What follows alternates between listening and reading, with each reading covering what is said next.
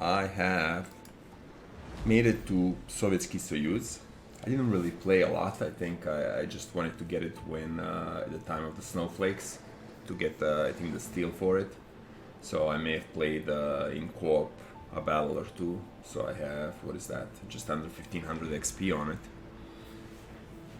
I don't really have any modules installed yet or upgrades, so I'm going to do that. I think the goal here will be just play Sovetsky Soyuz until we get to Kremlin. Now, that would suggest I'm going to need around 255,000 XP. So it's going to be quite a long grind to get there. Taking a look at Sovetsky Soyuz, in terms of armor layout, I think it's Citadel 230 millimeter front, 50 millimeter top, on the sides 20 millimeter. It's a pretty long Citadel from the first turret to the last turret above the water. Now protecting it is the, let's see, now that's on top, this. So there is this layer on the side that's protecting it, and it's around 420, but it's not really the same. In the front it's like 406, 420, and then in the back is 390, 375. So I guess if you are going forward, you get a little more protection, especially if you're angled on the sides here. And then on top of it you have another layer, which is kind of the same thickness on the sides, really, it matches. The front same as well, 230, so it just provides more coverage. And then on top it's 60 millimeters, which makes it a lot more resistant from the cruisers. So they may light you on fire, but they may not be able to do a lot of damage just hitting your deck here, which is good. Now the front part is 32 millimeter armor plating, top as well 32, but on the side you have this additional protection on 220 millimeter on both ends. And then in the back it's the same, similar thing. It continues here, 180, 375. Let me see, is that yeah, I guess the Citadel ends here, and it has this kind of a round shape, yep, right here, and that's protected on top, 60 millimeter, so you can't really be overmatched. And then on the sides, again, plating 180, 375, and in the back we have 32 millimeter plating again.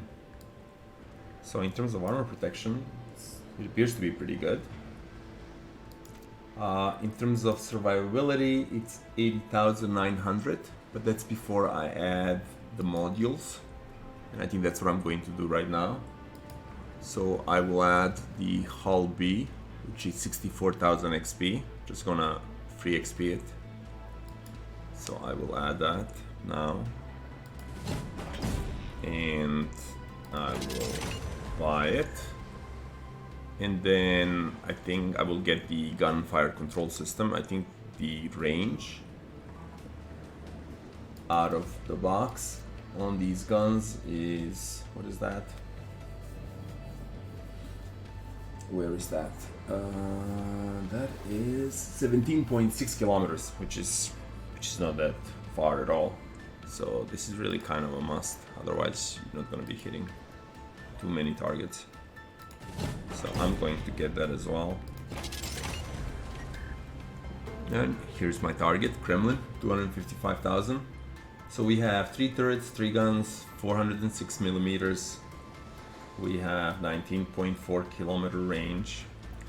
I looked some of the stats on the Warships website, which is a pretty useful tool to take a look. I think there are a lot of interesting stats there, but what I found to be quite interesting is the accuracy.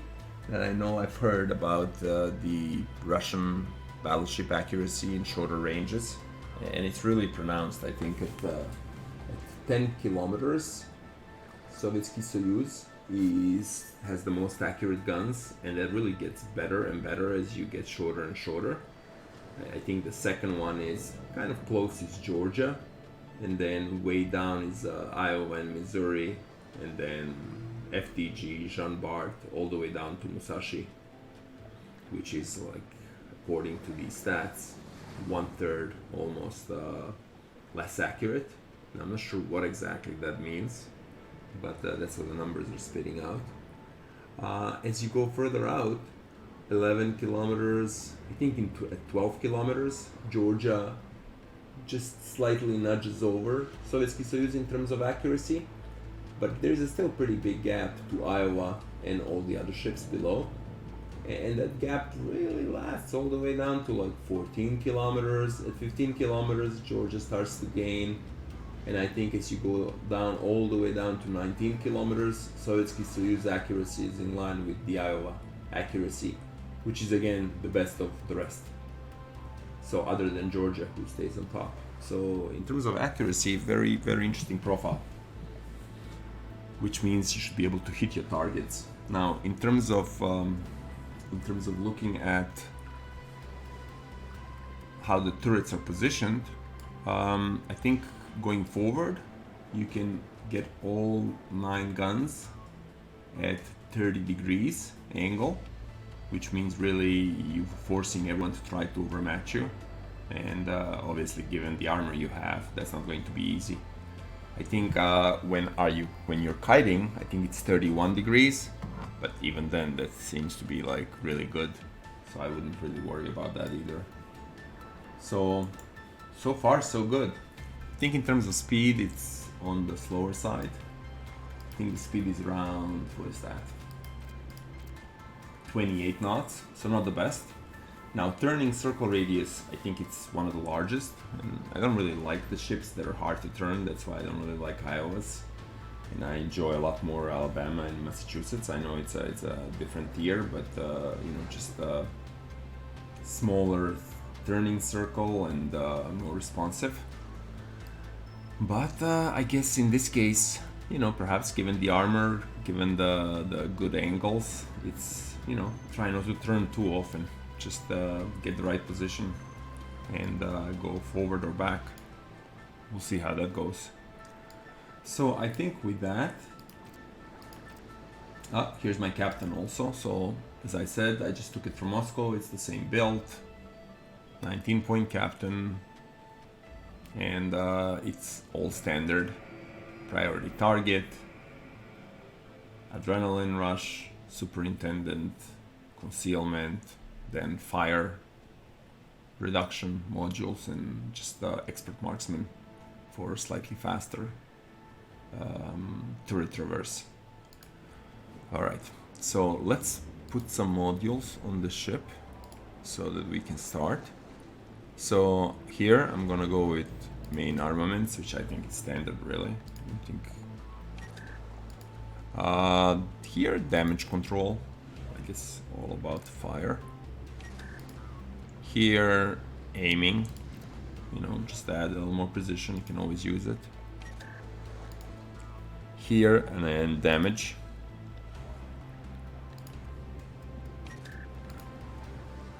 I'm gonna go for concealment. It's always good if you can disengage, depending on how far back you are. And here we'll just go for main battery reload time, and that's another thing that's not great about the ship. I think the reload is, what is it, 32 or 30 or more seconds? Let me see. Reload is 29 now, but I think originally it's around 32 seconds, so it's longer than you would like, but 29 is doable. Alright, so in terms of consumables, we have fighter. Alright, so we'll get that. PA defense, not great really, 74%, 74 rating, so I guess in the games where there are carriers, one will have to be careful. But then tier 9, from my experience and from what I've read and heard from others, it seems to be the tier where, you are less likely to get CVs, so that's a plus. Alright, so we'll get premium. We'll enable that. Fine. We got upgrades here. Fine. Flags. Camouflage. Okay, so we're gonna have to put something on it. We have this Infernal, but not really sure I want to do that. I think I will just be using this one. The New Year Streamer. It's a pretty good camouflage, so it will help with the grind. So we'll put that on. We'll enable it. And then signals, we'll put some economic flags again. Interested in grinding this. So I'm not going to worry. I'm gonna earn more on the side of getting more XP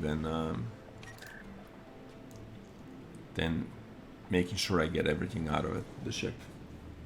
Alright, so I think we have that, and we have some sort of a view on how we want to play the ship, how I want to play the ship, so let's just go in there and see what happens.